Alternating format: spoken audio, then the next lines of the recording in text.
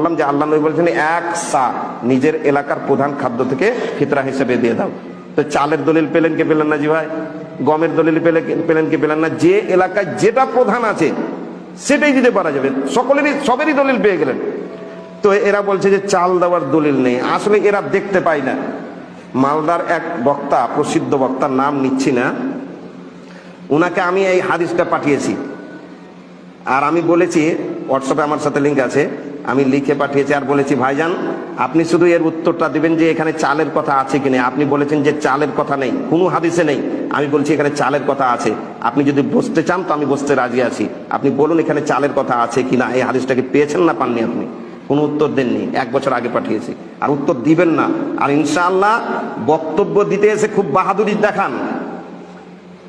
একবার রাজি করেন, ইনশাআল্লাহ বসতে রাজি আছে। যে কেউ বসতে চায় আমার সাথে যোগে এখনই, আজকে যদি কেউ এলাকার আছে ইনশাআল্লাহ বসতে রাজি আছে, কোনো অসুবিধা নেই। আর মালদার বক্তা যার কথা বলছি তাকেও রাজি করেন, ইনশাআল্লাহ বসতে, যেখানে আপনারাই করবেন সেখানে বসতে রাজি, রাতে দিনে যে কোনো সময় তার সাথে বসতে রাজি আছি। এই ফিতরার ব্যাপারে যে টাকা জায়েজ নয়, হারাম হারাম হারাম, টাকা চলবে না, টাকার কোনো ফিতরা চলবে না, টাকা জায়েজ নয়।